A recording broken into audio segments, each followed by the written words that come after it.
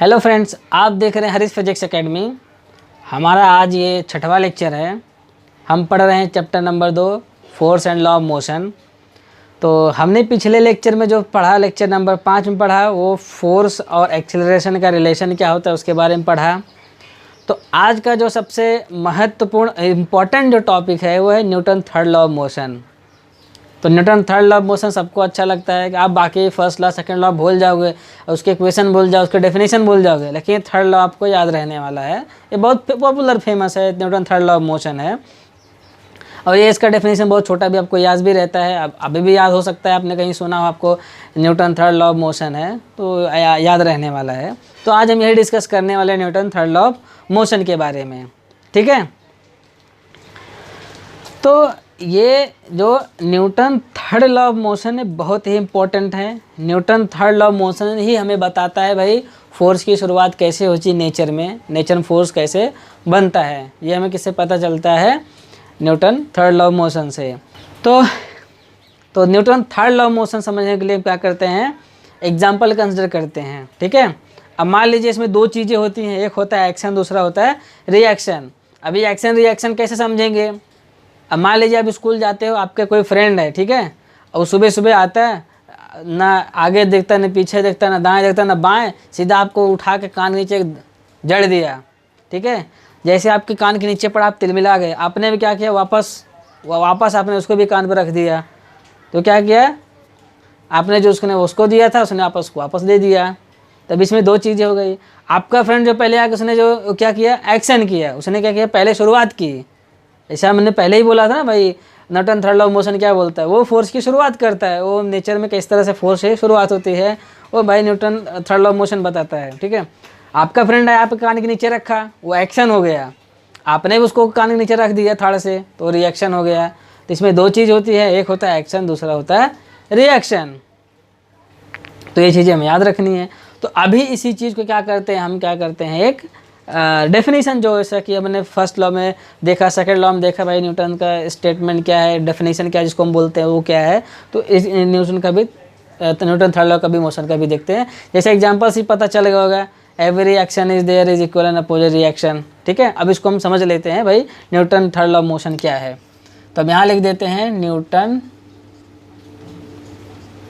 यहाँ आप लिख देते हैं थर्ड लॉ ऑफ मोशन, ठीक है। ये हो गया। तो ये हो जाएगा to every body there is an equal and opposite reaction, equal and opposite reaction, ठीक है। But action and reaction force act on different body, ये होता है डिफरेंट बॉडी। ये हो जाता है हमारा Newton third law of motion. To every body there is an equal and opposite reaction, but action and reaction force act on different body. जैसा हमने एग्जांपल दिया, आप एक फ्रेंड हो, दो अलग अलग बॉडी, एक ही नहीं हो, दो अलग अलग बॉडी हो, आप बॉडी ये हो बॉडी भी है, तो ये होता है हमारा Newton third law of motion होता है, ठीक है। अभी इसी इक्वेशन का करते हैं हम मैथमेटिकली कैसे लिख सकते हैं। जैसे मान लीजिए हो गया हमारा बॉडी ए, इसका हमारा फोर्स हो गया यहाँ पर 2-1 हो गया, और ये मान लीजिए दूसरा बॉडी बी है यहाँ पर, ये यहाँ हो गया, तो ये बी हो गया, इसका जो फोर्स हो जाएगा वो हमारा हो जाएगा 1-2। ये दो बॉडी का है, तो ये डायरेक्शन में, ये इस डायरेक्शन में हो जाएगा। तो इसको हम लिख सकते हैं फोर्स 1-2 इज इक्वल टू, ये फोर्स हो जाएगा माइनस फोर्स, ये हो जाएगा 2-1, ठीक है। ए एरो है, मैग्नीट्यूड है, तो इस तरह से हो जाएगा, ठीक है। तो अभी हम देखेंगे Newton third law of motion है, इसका एप्लीकेशन कहाँ यूज़ होता है, ये डेली लाइफ में यूज़ होता है क्या। जैसे हम सेकेंड लॉ यूज़ हो रहा था, फर्स्ट लॉ यूज़ हो रहा था, तो ये थर्ड लॉ भी यूज़ होगा क्या, हाँ होगा, क्योंकि अगर कोई चीज़ मोशन में है तो लॉ ऑफ मोशन अप्लाई होने वाला ही है, ऐसा है फिजिक्स में, ठीक है। अब इसका कहाँ यूज़ होता है, ऐसे बहुत सारे इसके एग्जांपल है, बहुत सारे एप्लीकेशन है, ऐसा नहीं बता सकते यहीं यहीं यूज़ होता है, हर जगह यूज़ होता है। जैसे बहुत सारे लोग अलग अलग एग्जांपल देते हैं, अलग अलग बुक्स में बहुत सारे एग्जांपल से दिए रहते हैं, ठीक है।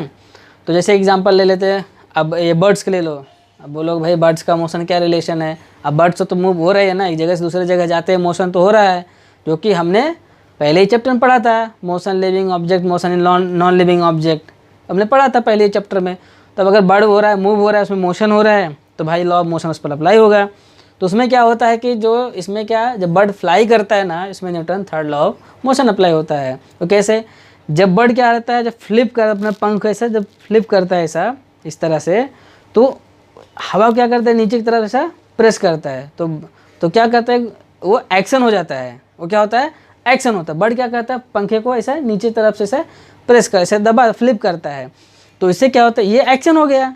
अभी रिएक्शन क्या हो रहा है कि जब ऐसे ऊपर करता, जो हवा है ना, उसका जो प्रेशर है, हवा है, वो भी क्या करता है, उसको पंख को ऐसा पुलअप करता है ऊपर, तो बर्ड क्या करती है, ऊपर उड़ के जाती है। तो इस तरह से एक्शन हो रहा है, वो दोस्त नीचे से रिएक्शन हो रहा है, एक्शन हो रहा है, नहीं है रिएक्शन हो रहा है। ये हो गया यहाँ पे Newton third law of motion हो गया। अब दूसरा अगर एग्जांपल देखें, हम सब स्विमिंग करते, तैरते पानी में, कैसे तैरते हैं, वहाँ पर भी Newton third law of motion apply होता है कि उसमें जब हम तैरते हैं, अगर आपने पानी में तैरा होगा, अगर आप पानी स्विम करते होंगे तो आपको पता होगा बहुत अच्छे से कि आप जब तैरते हो पानी अंदर से, आप हाथ को क्या करते हो, ऐसे करके एक्शन करते हो। क्या करते हो आप, एक्शन करते हो, पानी को ऐसे हाथ से क्या करते हो, ऐसे पीछे तरफ धक्का मारते हो, ऐसे पानी को हाथ से ऐसे धक्का मारते हो, वो एक्शन हो जाता है।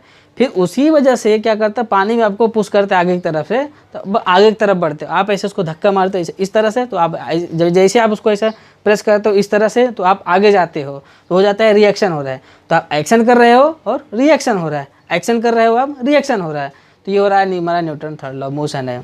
तो इस तरह से बहुत सारे एग्जांपल, आप जब चल के जाते हैं तो उसमें भी आपका Newton third law of motion apply होता है कि मतलब जब आप पैर से क्या करते हो, एक्शन करते हो, फिर नीचे से फोर्स एक्सर्ट करता हो, रिएक्शन होता है, एक्शन रिएक्शन, आप इस तरह से चलते हो। ऐसा कि नहीं भाई Newton third law of motion एक ही जगह रिस्ट्रिक्ट है। अगर कोई चीज़ मोशन है तो वहाँ 3 लॉ आने वाले हैं, Newton first law of motion, Newton second law of motion, Newton third law of motion आने वाला ही है। ठीक है, तो ये सारे हो गए हमारे Newton third law of motion के एग्जाम्पल्स कि भाई Newton third law of motion practically किस तरह से यूज़ होता है। तो आज के हमारे इस लेक्चर में बस इतना ही था। हमने सीखा Newton third law of motion के बारे में सीखा, उसे एग्जाम्पल से देखे। अगर आपको कुछ भी डाउट हो, कुछ भी प्रॉब्लम हो इस टॉपिक से रिलेटेड, आप हमें नीचे कमेंट करके बता सकते हैं। अब मिलते हैं हम एक नए वीडियो में एक नए टॉपिक के साथ। तब तक के लिए नमस्ते, टाटा, बाय बाय, धन्यवाद। और हाँ, भूलिएगा मत,